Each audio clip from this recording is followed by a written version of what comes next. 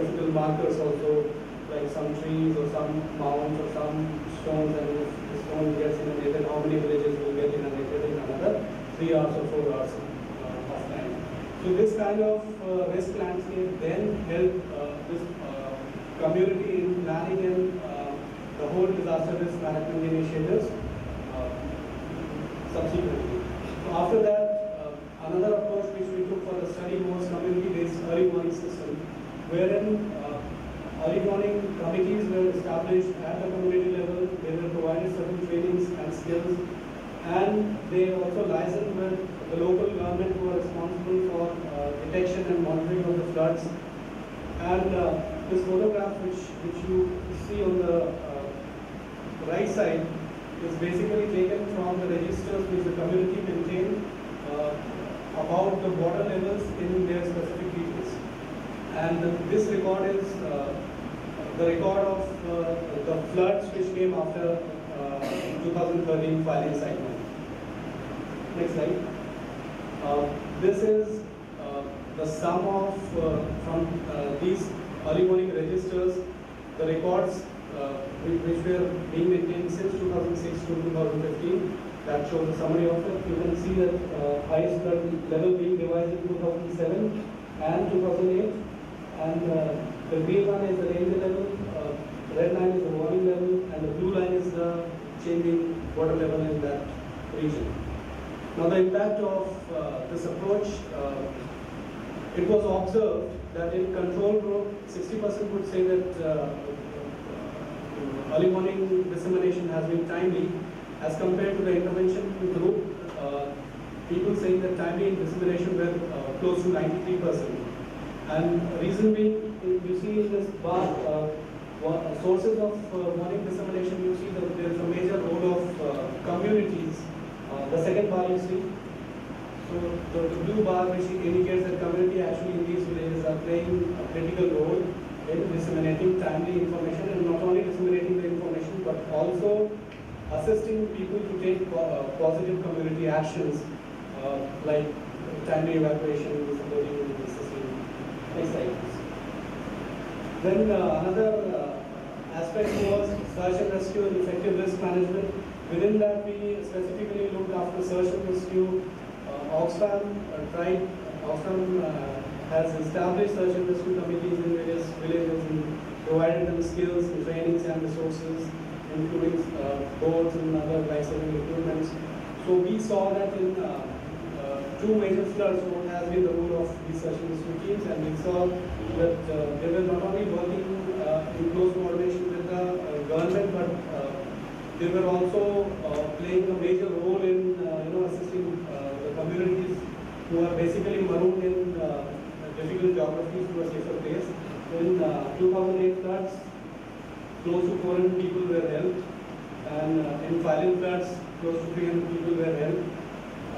Major impact is through building the capacities of the local community. We have helped bringing down the lead time to less than 24 hours in these regions. Can we go a slide back? Next slide. Reducing the underlying risk factors. And one of the aspects was how to reduce what strategies should be adopted so that the underlying risk factors are reduced, which has a long-term impact on the people.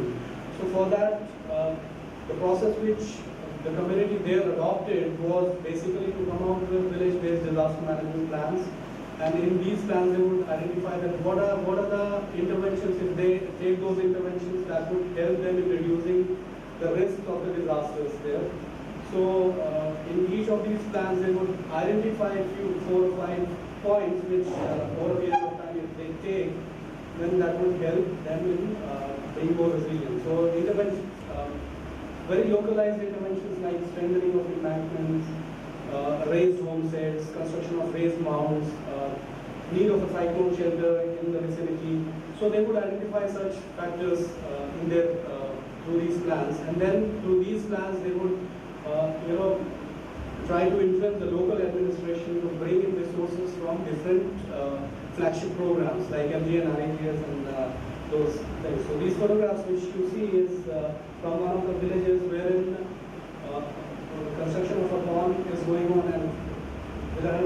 the month which comes, the families are raising their homesteads.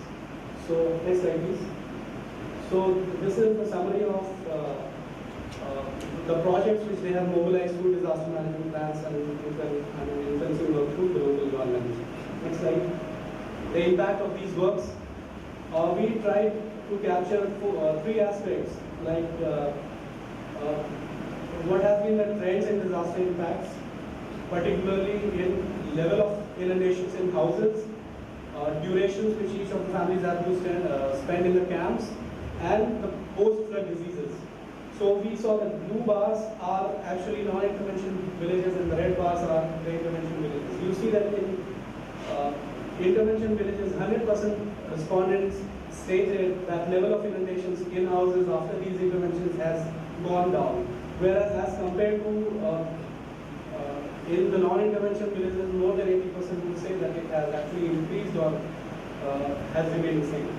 Similarly, same trends you see that people in the intervention villages, the time which they have to spend in the camps, that duration has drastically came down, and this was 100% of the respondents had the same experience to share. Similarly, post-flood diseases trends in the intervention villages has come down as against to the non-intervention villages. Trends in disaster-induced losses in the interventions and non-interventions villages, we took four aspects. One was what has been the trend in crop losses, what has been the trend in loss of livestock, loss of household assets, and the loss of food stock. So basically, we took three floods. One was 2007, 2008, and 2013. Oxfam, in 2007, there was no intervention in these areas, and blue bars are actually the intervention villages and red bars are non-intervention villages. You see that there was no major difference in crop loss in these three floods in both the villages. The trend and patterns has remained more or less the same. Primarily because Oxfam's intervention was not focused more towards agricultural fields and those agricultural based growths. Loss of livestock, which has come down drastically in 2008 and 2013. You can see the difference in the blue and the red bars.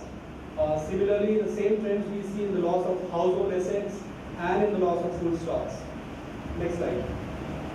Then we try to see that these interventions, what impact it has made in the lives of people, particularly after disaster, in helping them to coping from the disaster impacts. Usually, one of the things which we usually experience is lots of negative coping capacities are adopted by the communities which are affected. Just to give you a brief idea on what negative coping capacity is, if there is a disaster and to cope up with that, people sell their livestock assets to to cope with, I mean, for a very short period that would help them, but in the longer term that would have a negative impact on them. Or they reduce their food intake. So that is another example of the negative coping capacity. Or they take money, they take loans from the money lenders.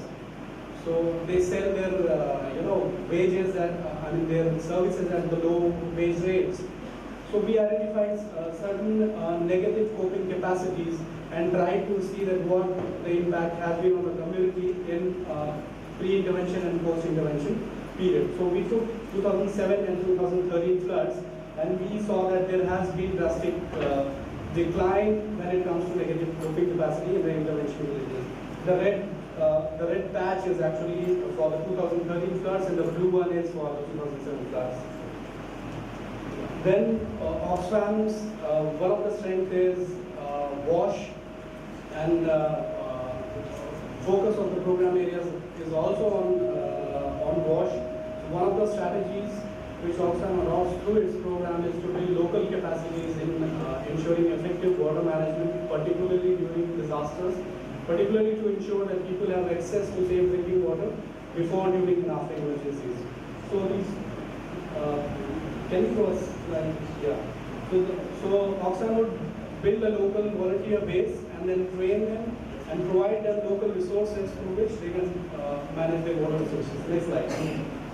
So then, in 2014 floods, we tried to see that how these local volunteers have been performing as compared to the external agencies.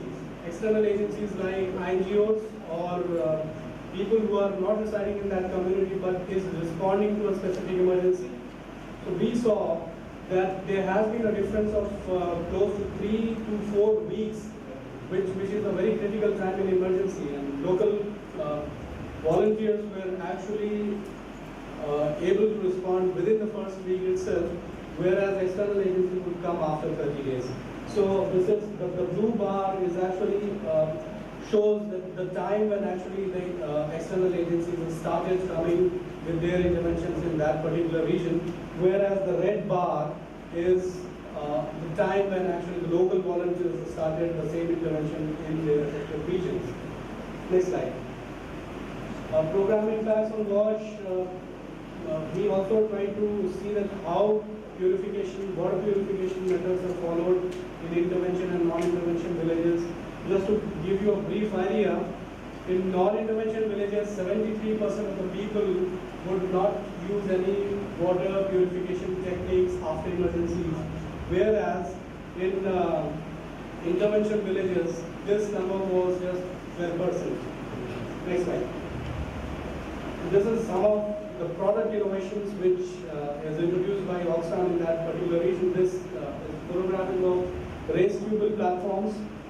So this raised tubal platforms, when it was introduced, I mean, it became quite popular, and we saw the benefits also big time in Odisha. First, the local government replicated it in their Gram Panchayat, and then lately RWS's department also issued government orders saying that villages which are generally affected by floods will be at least few raised tubal platforms in the villages. Next slide. This photograph is of another product innovation, which is flood-proof pond water filtration unit, piloted in the villages where iron contamination has been a major problem, and because of iron contamination, people would switch over from tube wells to pond waters, which was not a very safe medium to drink. So this pond water filtration unit actually provides a solution to it. So these were some of the innovation and its impact experienced by Oxfam, which we are sharing with you. There are any questions you would like to? Thank you. Is there a water overhead tank? Yes, I'll just explain briefly what the technique is about. We draw water from the pond directly. That through which water is filtered. I would not be able to give you specific technical details because I'm not a PhD expert here. But just to give a brief idea, it goes through sand chips, sand and bubbles, charcoals and other things, and then pure water actually comes to the people. So we call it flood proof because in the flood times people can actually take it from the elevated platform also. In normal times people actually do not need to go up. Next slide. So in the flood times people actually do not need to, people can access water from the platform, whereas in normal times they take water from the ground floor. And when there is a power failure, they can actually draw water manually also, and manually water can water from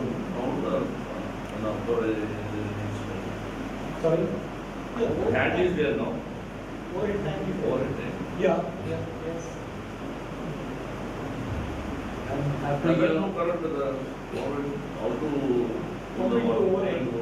how water goes up, there are two systems. One is through motorized pump, and when there is power failure, then they can manually pump it up.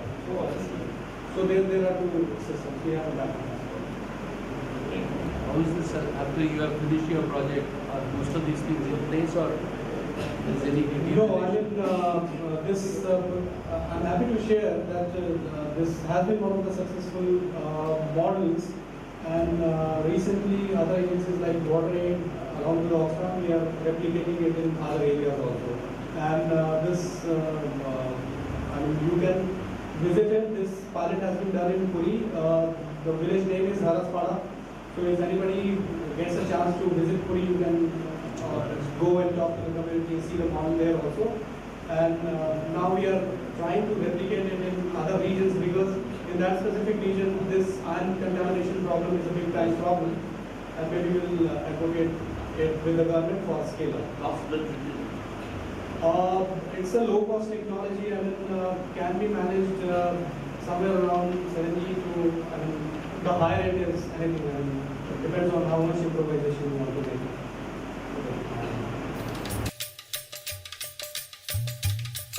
And how that is applied to a case study and what are the recommendations, limitations of future research.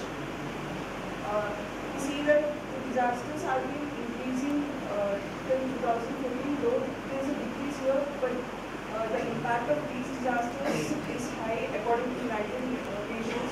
The economic losses have been high even though the extreme catastrophes are less here. We see a definition from Asian Disaster Reduction Center that a disaster disrupts the functioning of the society and causes human loss, material and environmental loss, and the society is unable to cope up in its growth. Here we see that individuals, groups, organizations and communities may experience disaster phases at different times, and logistics is a good model to support the planning, implementing and controlling the flow of goods and information from the point of origin to the point of consumption. So the purpose of this framework is to provide, is to help the stakeholders in understanding how they can react, considering the type of disaster management phase, and how they can adapt to a temporary supply chain, and what each of these mean we see in the coming slides. And we also connect the temporary supply chain to these temporary supply chain, which according to us is a strong point in this paper. In this methodology, we see disasters and disaster types phases, and usually the literature has the first two topics in isolation. But what we need to understand is the stakeholders should know what is a disaster.